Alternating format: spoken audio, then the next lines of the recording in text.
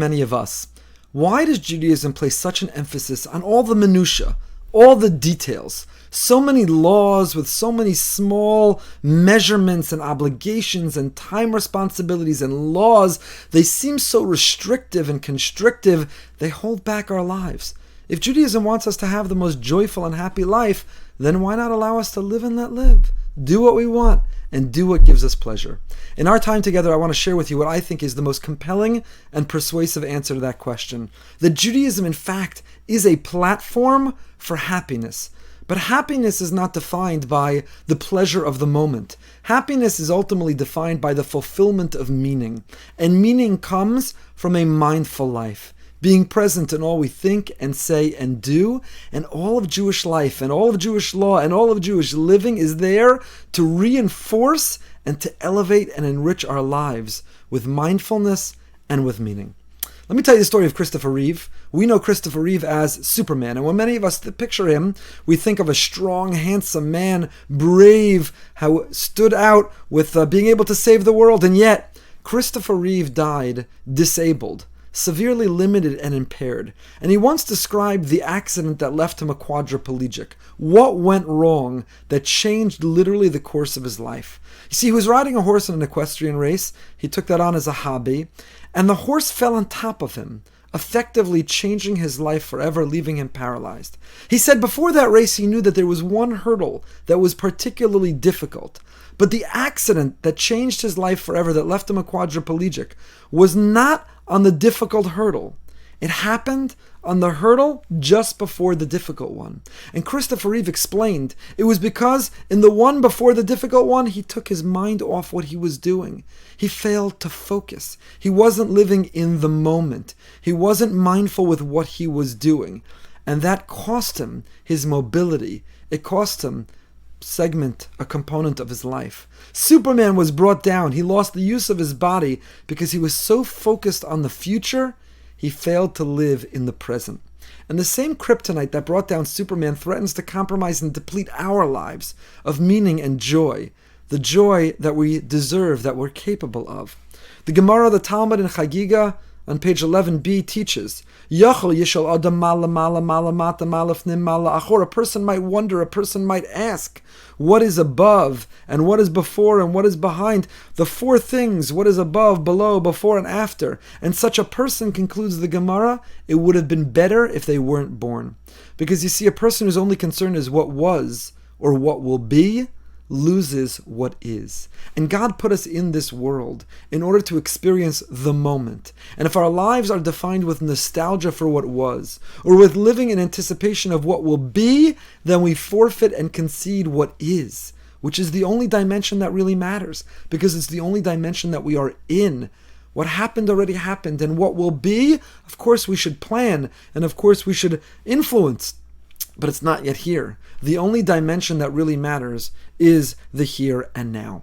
This term mindfulness has taken on a lot of popularity in our time in every area of life. There are books and magazines and self-help gurus, and there are countless conferences and seminars to teach how to live a mindful life. We need it maybe more than any other generation, because in our time, the technology that distracts us, the technology that takes us away, the technology that interrupts us, there's so much noise and static in our lives. We're struggling to have mindful and meaningful interactions, mindful and meaningful conversation, mindful and meaningful prayer experiences, mindful and meaningful recreational experiences. And so there's an influence on mindfulness.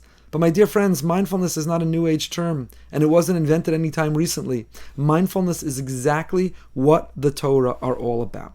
I take you back to a pasuk in our beautiful Torah that teaches, Ushmartem es divrei habris hazos ve'asisem osam. Observe and keep this covenant. Keep it. Laman taskilu is kol asher ta'asun. Observe the words of this commitment, the relationship between us and the Almighty. Perform them. Why? Laman taskilu, so that you will succeed in all you do. This benign, often neglected and overlooked verse really captures what is the essence of Judaism and Jewish life, Jewish law. Leman taskilu is kol asher ta'asun, so you will succeed in all you do. The Ibn Ezra, one of the great medieval commentaries, Rabbi Avram Ibn Ezra, translate taskilu as kimo tatzlichu, success.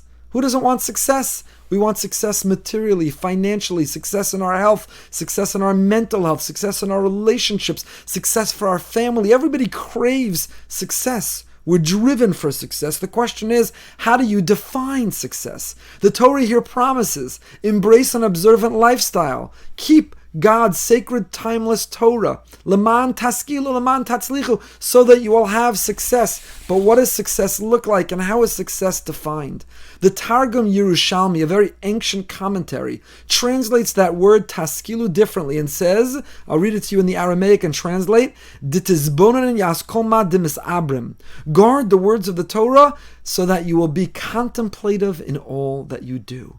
What is the essence and purpose of Torah? The Torah itself tells us. You know why it's there?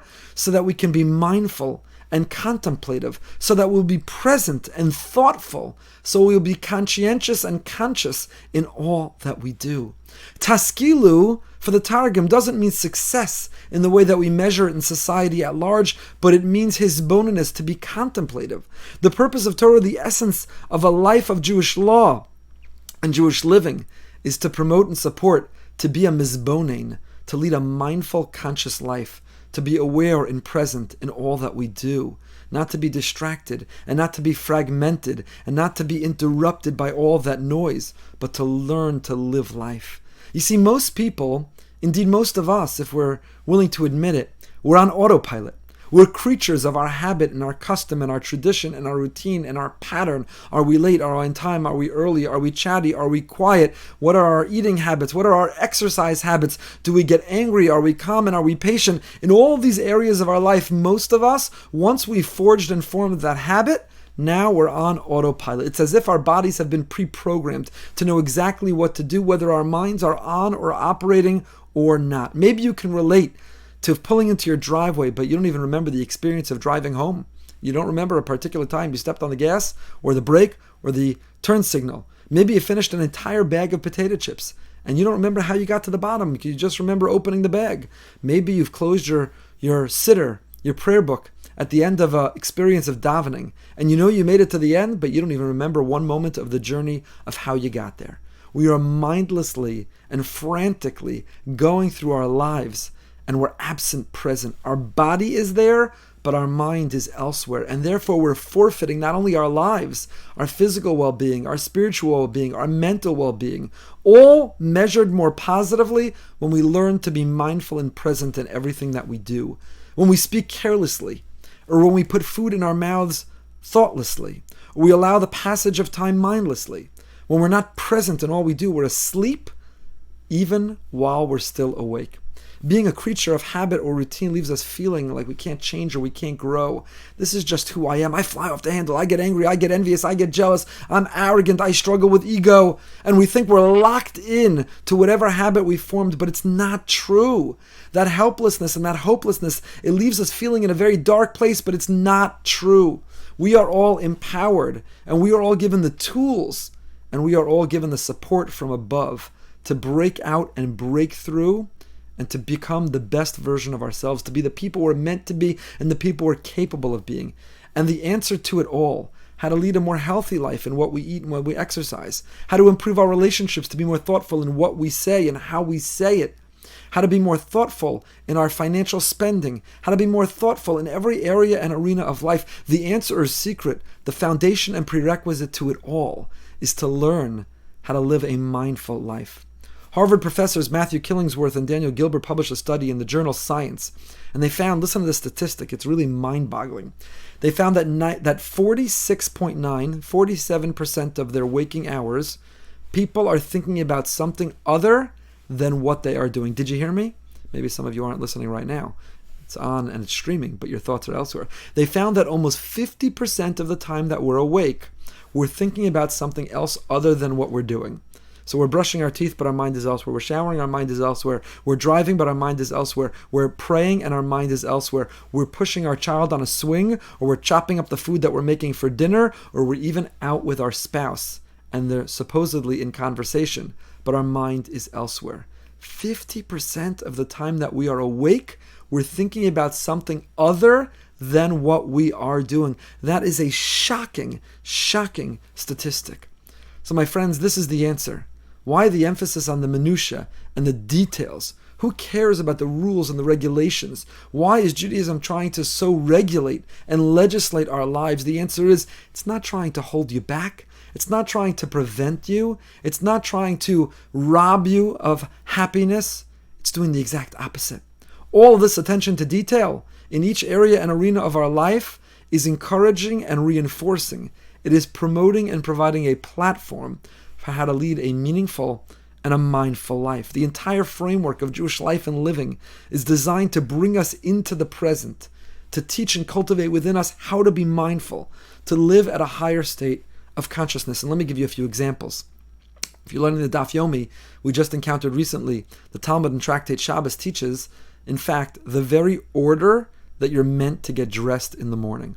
You talk about regulating your life. You talk about attention to detail or minutia. The Talmud tells us you put your right shoe on and then your left shoe, but you tie your left shoe before your right shoe. The Talmud there even tells us, this part is not practiced regularly, but what order that you should wash your body when you bathe or shower. Which emphasis, what you give precedence to, the symbolism and the meaning of the right over the left. So you'll say, who cares? The goal of getting dressed is to be dressed. Isn't it measured by the result? Who cares what order I put my shoes on and what order I tie my shoes? I wash my hands, the words that I say. Who cares what I put in my mouth and what comes out of my mouth? Who cares? What matters is to be a good person, a kind person, a moral person, an honest person. And those things are all true. And Judaism and the Torah and the Almighty also care deeply about being a good person and a kind person. But how do you define who's good and what's good? How do you know what's sensitive and what's cruel? Because, if you're kind to the cruel, you'll be cruel to the kind. How do you know what's moral, what's ethical? It changes in every culture and every generation. Is it determined by democracy, by vote?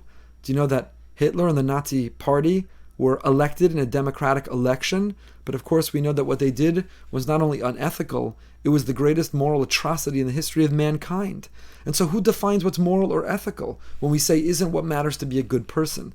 It's our sacred Torah. It's its teachings that illuminate the way, that guide us in the decision making, that help sharpen the judgment we're meant to have. And how does it do that? By helping us make a plan to regulate our very lives. From literally the moment we wake up in the morning until literally we close our eyes at night. The Torah has something to say about how we wake up. Lie in bed for a couple seconds, sit up and say Moda'ani. We begin our day with an expression of gratitude, an attitude of gratitude. Tony Robbins talks about if you begin your day with gratitude, you're on your way to a successful day. But long before Tony Robbins, the Torah told us that a Jew wakes up with the words Moda'ani. We don't say Ani Modeh, I am grateful, even though grammatically it seems more correct, because the first word on your lips when you wake up can't be I am grateful. Life and this world and our day can't be about I, me, my ego. It's not Ani Modeh. We begin our day with Modeh, Ani grateful, am I. Our day is inspired, it is informed, it is charged with the theme and the energy of Modeh. I am grateful. Gratitude, an attitude of gratitude. It sets me on the path for a great day. What if I don't feel grateful? What if I don't want to say those words? It's too bad. Jewish law tells us when we wake up, we teach our children when they're very young. The first words you wake up in the morning, Modeh Ani, I woke up. We're living in a terrible pandemic and a time where not everyone is so fortunate and blessed to wake up. There are people who pass away in their sleep. There are people who wake up to a new threatening reality. They can't breathe on their own. You woke up. There's air in your lungs. You can breathe. Modeh Ani lefanecha melech chai v'kayam. Grateful am I before you, the Master, the King of the universe, just for waking up. The fact that I'm alive, the fact that you've renewed my contract. In fact, those words, Modeh Ani, end with Rabba emunasecha, your faith is great, which is peculiar. Because usually when we talk about faith, it's our faith in Him. Why are we talking about God, in whom does God have faith? The answer is if you woke up today, God has faith in you. That you have yet what to contribute to this world. You have a difference you're meant to make. You have a meaningful, mindful life that yet you can live. And how can you believe in that for yourself? Because you have the ultimate confirmation, the ultimate endorsement. Rabba emunasecha, God, your faith in me is great. And how do I know that? God didn't write an endorsement for me. He didn't renew a contract that was checked by a lawyer. The answer is if you woke up this morning if you're breathing, if you live to see another day, Rabba emunasecha, his faith in you, his faith in us is great. So from the very first words on our lips to the last words on our lips, when we're falling asleep at night, how do we go to sleep? We go to sleep by uttering a beautiful prayer in which we forgive those who may have hurt us and ask forgiveness of them. We say a beautiful blessing, Hamapil, and we say Shema. We go to sleep with a commitment of God. We go to sleep reflecting on our day and a commitment to see God mindfully throughout our day. Oh, that parking spot opened up, that thing I didn't think would work out. Oh, that thing that seemed like a coincidence, it was really you. Oh, I'm alive and I have the same head count in my home at the end of the day I had at the beginning. Then Shema Yisrael, I see you, Hashem. I see you, God, in my life, and I want to live a God-driven life, a purpose-driven life. I want to see you and connect with you. I want to have an intimate rendezvous and a loving relationship with you. So in the first words on our lips in the morning to the last words at night, and everything we do in between, it's all regulated, it's all taught, it's all governed by our system of Jewish law, not to rob us of happiness, and not to overly be restrictive, and not to focus on minutia, and not to try to turn us into some OCD people. It's all there to reinforce a sense of mindfulness and presence in all that we do. So for example, how I tie my shoes and how I get dressed is going to tell me, don't mindlessly tie your shoes. Tying your shoes is enormous. In fact, we have a blessing that we make on the ability to take steps. Hamechin mitzadei gaver. God, you give me shoes, you enable me to walk, which is a symbol for independence. Without shoes, I couldn't operate, I couldn't travel, I couldn't get around. God, you give me a sense of independence, the ability to achieve, the ability to aspire, to have ambition, the ability to impact and influence this world. And that is represented symbolically by the fact that I have shoes. In fact, you don't wear shoes when you're in a holy place.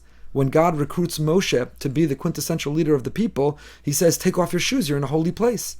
When the Kohanim, when the priests would serve on the Temple Mount, in the temple, they couldn't wear leather shoes. Those who believe it's okay to go on the Temple Mount today can't do so while wearing leather shoes. When you're in the presence of God, you take off your shoes as if to say, I have nowhere else to be, and there is no place I can go, and I have no sense of independence. I am nothing without you.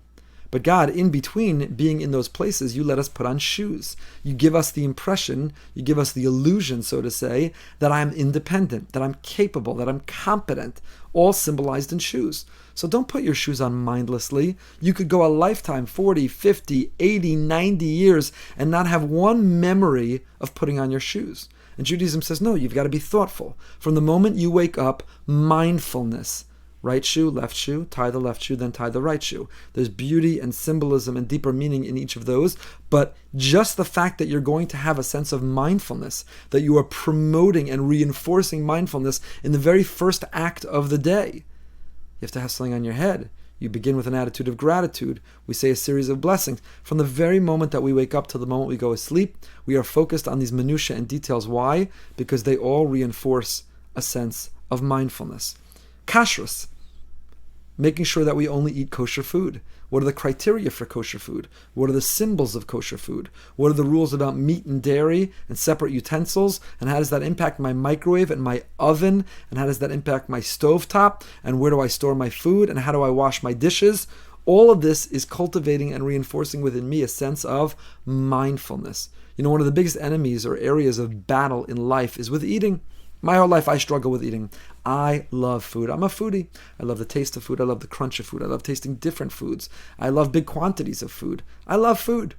So food becomes an enemy. Food becomes a challenge because not all food loves us back, especially you have a Ashkenazi gastrointestinal system.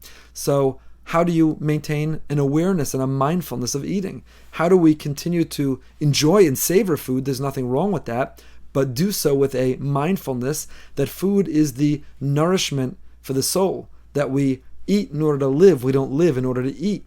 What will give me that sense of consciousness and mindfulness while I eat? Well, if I have to think about everything I put in my mouth, does this meet the criteria of being kosher? I can't eat that, I can't eat this. Okay, I'm giving thought, I'm cultivating mindfulness in the area of eating, Not only do I have to think about, is the food kosher and eligible to eat? Did I make a blessing?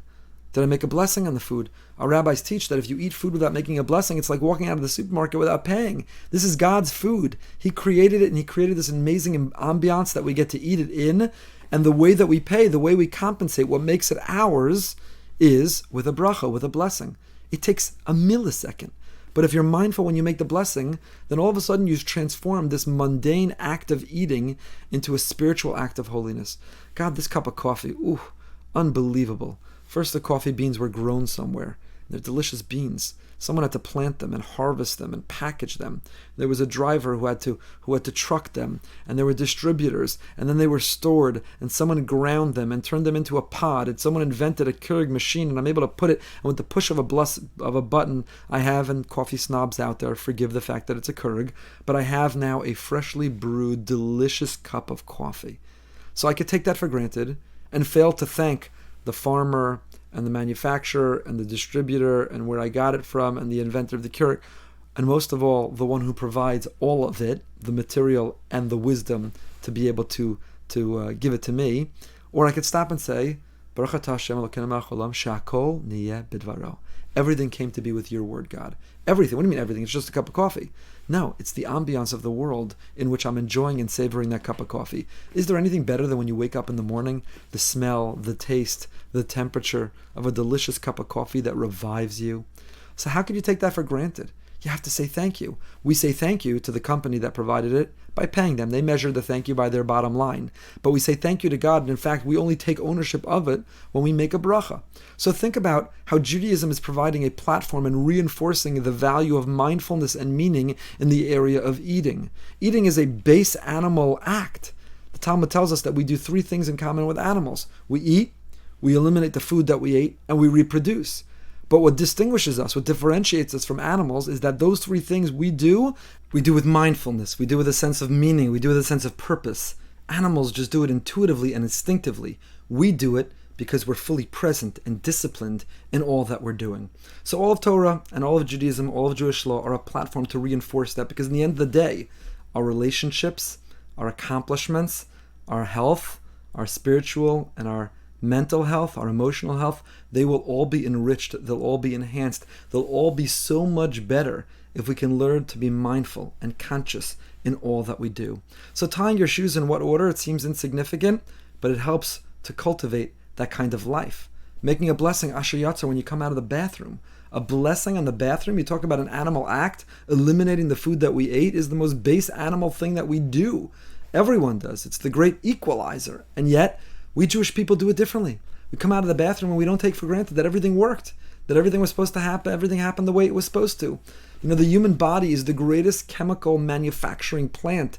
It knows how to eliminate the waste. It knows how to absorb the proper and the valuable. It's a brilliant, brilliant system, an intricate, detailed, brilliant system. You're going to take it for granted? You know who doesn't take it for granted? Somebody on a catheter, or somebody who's had to have a colon surgery, on a colostomy. They don't take it for granted. If you're able to eliminate your food properly and live healthy, then you walk out and you pause. How long does it take to say Asher Yatzar, this short, tiny, beautiful blessing that makes us mindful even of the blessing of being able to go to the bathroom well? So our entire day is informed and inspired by reminders, little triggers that say, be mindful. Be mindful what you put in your mouth. Be mindful what you pray. Be mindful to be grateful. Be mindful how you dress. Be mindful about time. You have to pray before this time and pray by the end of that time. And you know what that does? It creates a mindfulness. Time is not endless. Time is not limitless. Time is finite. And we are all bound by it. And we operate within it. And so we'll live more meaningful lives if we're punctual and if we're conscientious and if we're mindful about the time that we have and we imbue and embed it with a sense of meaning. Time doesn't allow us now, but it's true for every area of Jewish life. You give me a Jewish law, and I will show you how it is there in order to remind us and reinforce within us and bring out the best of us to live a meaningful and a mindful life. And so my message to you is slow down. Slow down and savor life. Be present. Be present in a sunset. Be present with your children. Be present in a cup of coffee. Be present and savor a walk. Be present and savor a song. Be present and savor the greatest experience of life that are meant to be taken slowly and meaningfully and beautifully. And if you do, I guarantee, Laman Taskilu Laman Tatzlichu, we will lead more successful lives by any measure and in every area of our lives. You're not the passenger. You're the pilot. Choose to be present in everything that you do, and you'll see your life get even better.